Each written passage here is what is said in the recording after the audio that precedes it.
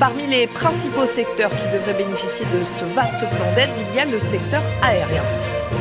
Oui, c'est l'un des principaux secteurs touchés au niveau mondial par cette vaste pandémie de coronavirus. Il est aussi particulièrement touché aux États-Unis. Et pour venir en aide donc à ce secteur, plusieurs mesures sont prévues dans le cadre de ce plan d'aide. D'abord, il y a des subventions directes aux compagnies aériennes, celles qui transportent des passagers devraient par exemple recevoir des subventions allant jusqu'à 25 milliards de dollars, celles qui transportent des marchandises, des aides jusqu'à 8 milliards de dollars.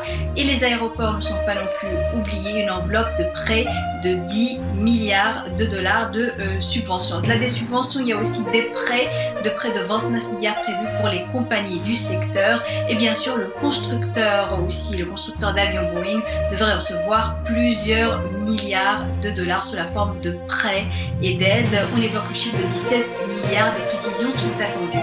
Au-delà de ce secteur très important, d'autres mesures de soutien sont aussi prévues pour l'économie américaine. Les petites et moyennes entreprises devraient recevoir des prêts allant jusqu'à 350 milliards de dollars. Et puis les chômeurs, vous en parliez aussi, leur nombre devrait fortement progresser au cours des prochaines semaines.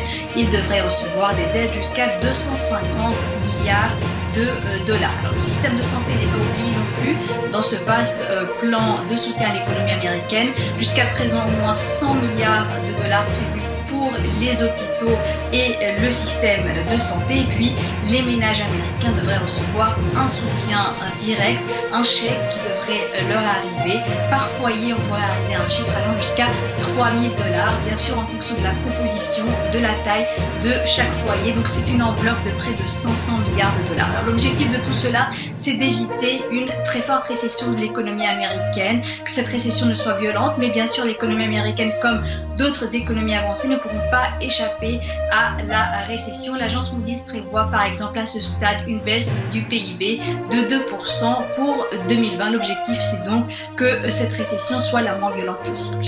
Lynn, quelle est la tendance sur les marchés financiers ce matin ?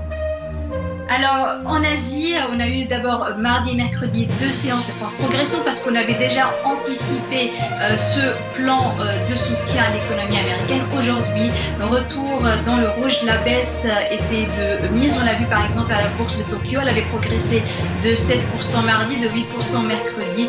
Aujourd'hui, une clôture sur une baisse de 4,5%, recul aussi pour les principales bourses en Asie. Les investisseurs avaient déjà donc anticipé ce vaste plan d'aide. Et puis l'ouverture en Europe est aussi dans le rouge ce matin pour les principales bourses européennes qui avaient elles aussi anticipé ce plan d'aide.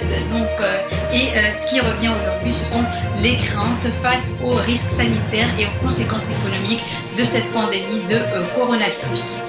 Merci Lynn pour toutes ces précisions économiques.